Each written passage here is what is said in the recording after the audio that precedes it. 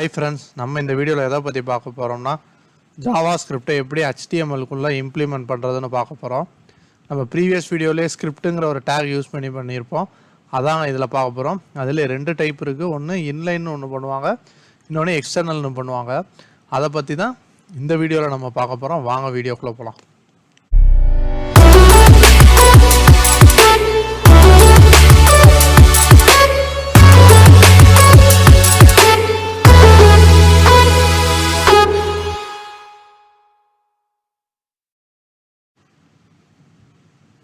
Okay friends, நான் இப்போ visual studio court open பண்ணிக்கிறேன்.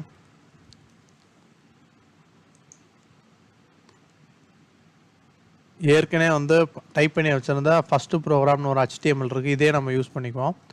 நம்ம சொன்ன மாதிரி ஸ்கிரிப்டாக 2 விதமாக யூஸ் பண்ணலாம். ஒன்று இன்லைன் ஸ்கிரிப்ட், இன்னொன்று எக்ஸ்டர்னல் ஸ்கிரிப்ட். ஃபஸ்ட்டு நம்ம இன்லைன் ஸ்கிரிப்ட்னா என்னென்னு பார்ப்போம். நம்ம போன வீடியோவிலே பார்த்த மாதிரி ஸ்கிரிப்ட் டேகை ஆட் பண்ணிக்கோங்க. ஆட் பண்ணிவிட்டு உள்ளுக்குள்ளே என்ட்ரு அமைக்கிட்டு நமக்கு தேவையானதை இப்போ console.logல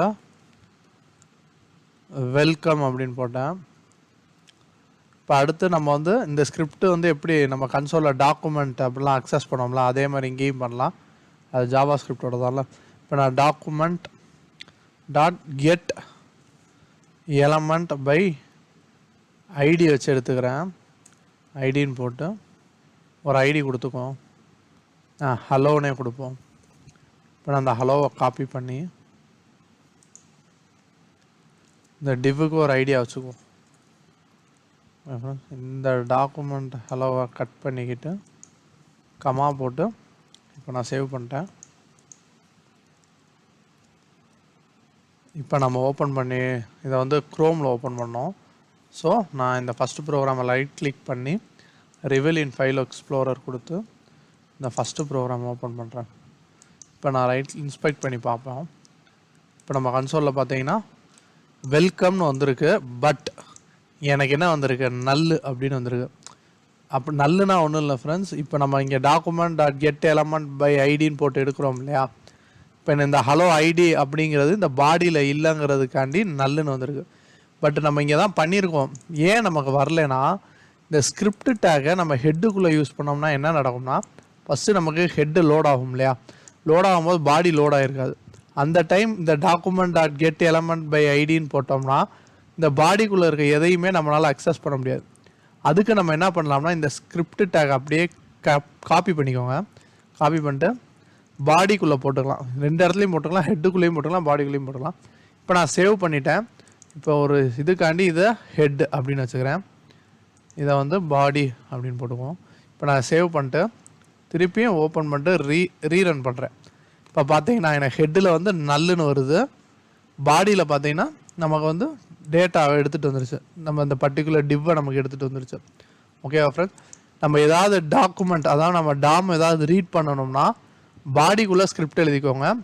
அப்படி இல்லை அப்படின்னா நம்ம ஹெட்டிலே எழுதிக்கலாம். ஓகேவா ஃப்ரெண்ட். இந்த டாமை பற்றி நம்ம ஃபஸ்ட்டு வீடியோலேயே பார்த்துருப்போம். அதை பார்த்து நீங்கள் தெரிஞ்சுக்கோங்க. லிங்க் வேணால் கீழே டிஸ்கிரிப்ஷனில் தரேன், உங்களுக்கு யூஸ்ஃபுல்லாக இருக்கும். அதே மாதிரி இந்த டாமில் நம்ம நிறையா ஃபங்க்ஷனாலிட்டி பண்ணலான்னு சொல்லியிருக்கோம். அதுக்கு ஒரு பிளேலிஸ்ட்டு போட்டுருவோம். அந்த பிளேலிஸ்ட்டையும் நீங்கள் பார்த்தீங்கன்னா உங்களுக்கு யூஸ்ஃபுல்லாக இருக்கும். ஓகே ஃப்ரெண்ட்ஸ், டாபிக்குள்ளே போகலாம். இப்போ இன்லைன் ஸ்கிரிப்ட் எப்படி பண்ணுறதுன்னு பார்த்துட்டோம். ஹெட்டில் ஸ்கிரிப்ட் டேக்குள்ளே நம்ம என்ன ஃபங்க்ஷனாலிட்டி வேணால் எழுதிக்கலாம். இது மட்டும் இல்லை ஃப்ரெண்ட்ஸ். இப்போ நம்ம கமா போட்டு 5+6 அப்படின்னு போட்டு சேவ் பண்ணிவிட்டு நீங்கள் ரன் பண்ணிங்கன்னா பார்த்தீங்கன்னா 11 அப்படின்னு பிரியும். இப்போ நம்ம கன்சோல்லே கமா செப்பரேட்டர் போட்டு நிறையா கூட போட்டுக்கலாம். இப்போ அடுத்து என்ன பார்க்க போகிறோம்னா எக்ஸ்டர்னல் ஸ்கிரிப்ட். எக்ஸ்டர்னல் ஸ்கிரிப்ட் அப்படின்னா இப்போ நம்ம எப்படி இங்கே இன்டர்னலாக ஆட் பண்ணியிருக்கோம், அதுக்கு பதிலாக நம்ம எக்ஸ்டர்னல் ஃபைலில் இருந்து எடுத்து பண்ணலாம். இப்போ நான் இன்னொன்று ஒரு ஃபைல் க்ரியேட் பண்ணுறேன். இதை ஜேஎஸ் ஃபைலாக ஓப்பன் பண்ணிக்கிறேன். ஏன்னா ஜாவா ஸ்கிரிப்ட் ஃபைலில் ஜேஎஸ் அப்படின்னு போட்டுக்குவோம். இப்போ நான் இந்த இடத்துல நம்ம டேகெல்லாம் போட வேணாம். இப்போ நான் அதை கட் பண்ணி இதில் போட்டு சேவ் பண்ணிக்கிறேன். ஃபஸ்ட்டு ஜேஎஸ் அப்படின்னு வச்சுக்குவோம். சேவ் பண்ணிடுறேன். இப்போ எனக்கு சேவ் ஆயிடுச்சு. இப்போ இந்த HTML போயிட்டு இந்த இடத்துல டைப் கொடுக்கணுங்க. Type equal to text/javascript. அப்புறம் இதோட சோர்ஸ் எங்கேருந்து வருதுன்னு src ஈக்குவல் டு நமக்கு வந்து சஜஷன்லேயே காட்டுது ஃபஸ்ட்டு JS. ஸோ நான் இதை சூஸ் பண்ணிக்கிறேன். இப்போ நான் அதை சேவ் பண்ணிவிட்டு திருப்பி க்ரோம் ஓப்பன் பண்ணிட்டு ரீரன் பண்ணுறேன். பார்த்தீங்களா எனக்கு ரன் ஆகுது. இப்போ நான் போயிட்டு ஜேஎஸில் போயிட்டு 5+5ன்னு மாற்றிட்டு சேவ் பண்ணிவிட்டு திருப்பி ஓப்பன் பண்ணிவிட்டு ரீரன் பண்ணுறேன். பார்த்தீங்களா 11 வந்து 10ஆக மாறிடுச்சு. ஃப்ரெண்ட்ஸ் இப்போ இன்லைன் அண்ட் எக்ஸ்டர்னல் பார்த்துட்டோம்.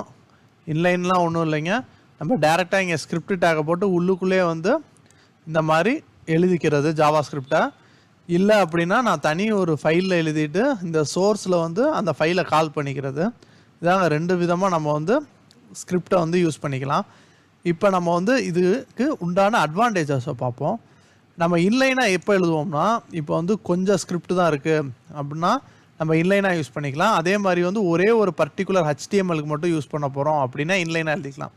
இப்போ நான் 10 HTML பேஜ் வச்சுருக்கேன். 10லேயும் வந்து ஒரு சில ஃபங்க்ஷன் வந்து காமனாக இருக்குது. அதாவது 10 பேஜுக்குமே வரும்னா நான் ஒரு பேஜ்லேயும் ஒரு தடவையும் ஹெட் டேக்கில் போயோ இல்லை பாடி டேக்கில் போயோ எழுதிட்டு இருக்க முடியாது இந்த ஸ்கிரிப்டை. அதுக்கு பதிலாக நான் என்ன பண்ணலாம்னா இந்த மாதிரி ஒரு ஃபைல் எக்ஸ்டர்னல் ஃபைலாக க்ரியேட் பண்ணிவிட்டு அதை வேணுங்கிற இடத்துல யூஸ் பண்ணிக்கலாம் ஃப்ரெண்ட்ஸ்.